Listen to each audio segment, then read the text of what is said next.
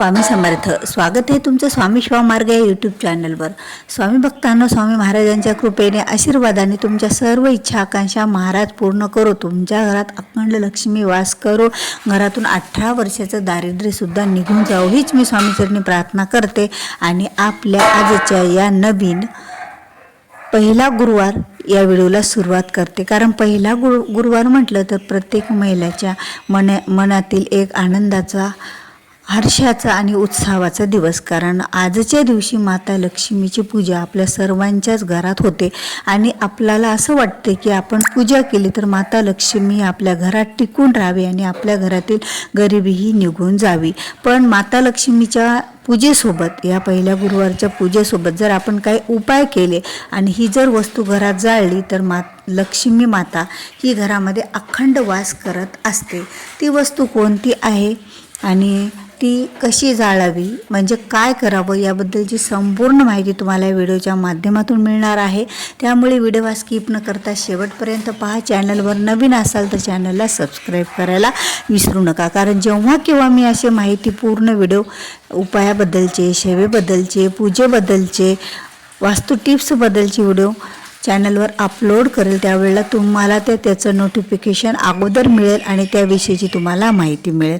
तर असो, आज पहिला गुरुवार. आता बऱ्याच माता भगिनींची पूजा झालेली असेल किंवा ही पूजा 2 वेळेमध्ये सुद्धा विभागली जाते. म्हणजे सकाळी पूजा आणि सायंकाळी सुद्धा दिवे लागण्याच्या वेळेला प्रदोष काळात सुद्धा याची पूजा केली जाते. तर आज प्रदोष काळात जरी पूजा केलेली असेल किंवा सकाळी जरी पूजा केलेली असेल तरी रात्री अख्ख्या 12 वाजेपर्यंत हा उपाय आपल्याला करायचा आहे.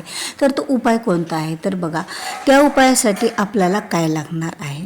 कारण माता लक्ष्मीचे आजच्या दिवशी जे उपाय केले जातात त्याचं फळ हे आपल्याला जास्त पटीने आणि अतिशय असं मिळत असतं. कारण आजचे जे उपाय केले जातात ते कधीही वायाला जात नाहीत. लक्ष्मी प्राप्तीचे उपाय जे आज सेवा पूजा उपाय जे केले जातात त्या उपायाने माता लक्ष्मी ही घरामध्ये अखंड वास करतात. अखंड ज्या घरामध्ये लक्ष्मी नांदते त्या घरामध्ये कुठल्याच गोष्टीची कमी राहत नाही. कितीही मोठं दारिद्र्य असू द्या, किती वर्षाखालचं, 18 वर्षाखालचं दारिद्र्य असेल तरी घरातून निघून जात असतं आणि घरात लक्ष्मी सदैव ही टिकत असते. तर ती सेवा कुठली करायची, पूजा कुठली करायची तर बघा, आज संध्याकाळी तुम्हाला जर गौरी भेटली, आता गौऱ्या सगळ्यांना जवळपास माहीत आहे, जे गाईच्या शेणापासून गौरी बनती त्यावर आपण धूर करू शकतो किंवा तुम्ही कापूर जरी असला तरीही चालेल. कापूर घ्यायचा. आता कापराच्या किती वड्या घ्याव्या हाही प्रश्न असतो. तर आपल्याला यासाठी 16 कापूर लागणार आहे आणि त्याचबरोबर 16 लवंगा लागणार आहेत. कारण कापरासोबत आपल्याला लवंग जाळायचे आहेत. पण त्या कशा जाळायच्या आहेत तर हे लक्षात घ्या. पहिल्या वेळेस माता लक्ष्मीची पूजा केलेलीच असेल किंवा केलेली नसेल तर करून घ्या. त्यानंतर दिवा, अगरबत्ती, धूप लावून प्रसन्न वातावरण घरामध्ये करा. लक्ष्मीच्या पुढे एक आसन टाका. आसनाच्या समोर एक पाट ठेवा. पाटावर हे भांडे ठेवा जे आपल्याला, ज्यामध्ये गौरी तुम्ही पेटवलेली असेल किंवा तुम्ही भीमसेन जर कापूर असेल तर तो पेटवलेला असेल तर, कारण भीमसेन कापूर हा जास्त वेळ राहतो, टिकतो. कारण 16 लवंगाचा उपाय आपल्याला करण्यासाठी वेळ बराच जास्तच लागणार आहे. आता 16 लवंगाचा उपाय कसा करायचा आहे बघा. एक वेळा एक सूर्यसूक्तचं वाचन करा आणि त्यावेळेला स्वाहा म्हणून ती लवंग त्यामध्ये टाकून द्या. आता अशा 16 लवंगा, आता 16 वेळा जर श्रीसूक्ताचं पठण तुम्ही करणं शक्य असेल तर प्रत्येक एक वेळा श्रीसूक्त पठण झालं म्हणजे फलश्रुतीपर्यंत, आणि फलश्रुती 16 वेळाला म्हणायची. फलश्रुतीपर्यंत एक वेळा पठण करायचं श्रीसूक्ताचं आणि एक स्वाहा म्हणून लवंग टाकून द्यायची. असं 16 वेळा करायचं आणि शेवटी फलश्रुती घ्यायची. पण प्रत्येकाला 16 वेळा श्रीसूक्ताचं पठण करणं शक्य नसेल तर त्यांनी एकच वेळा श्रीसूक्त पठण करायचं. कधी पूर्ण पठण झाल्याच्या नंतर म्हणजे फलश्रुतीपर्यंत आलं की त्या 16 लवंगाला 16 लवंगा स्वाहा म्हणून टाकून द्यायच्या त्या विस्तवामध्ये, त्या जाळामध्ये. आणि ते माता लक्ष्मीच्या पुढे, आणि नंतर हात जोडून ती फलश्रुती म्हणायची श्रीसूक्ताची. बघा, श्रीसूक्त हे माता लक्ष्मीला अत्यंत प्रिय आहे. श्रीसूक्ताने माता लक्ष्मी प्रसन्न होत असतात आणि माता लक्ष्मीला आवडणारे हे श्रीसूक्त लक्ष्मी देवीच्या कृपेनं या श्रीसूक्ताच्या पठणाने आपल्या घरामध्ये अखंड लक्ष्मी नांदत असते.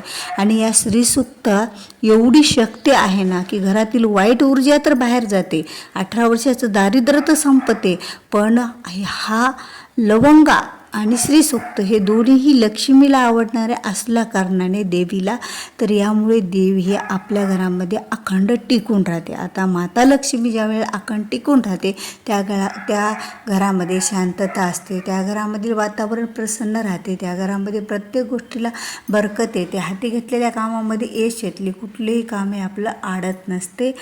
तेव्हा समजावे की लक्ष्मीचा वास आपल्या घरात आहे.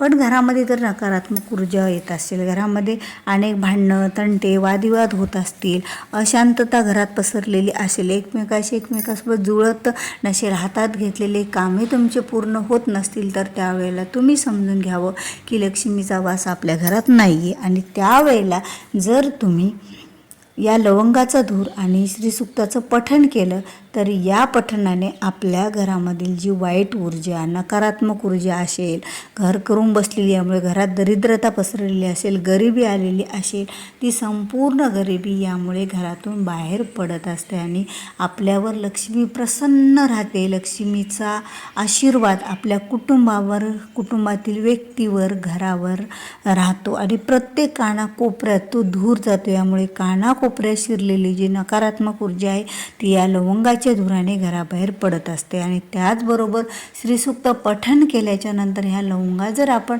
टाकल्या त्यामध्ये, तर आणखीनच त्यामध्ये दुधात साखर टाकल्याप्रमाणे होत असते. बघा, ज्यांनी पूजा जरी नाही तुमच्याकडे केली तरी हा उपाय तुम्ही करू शकता.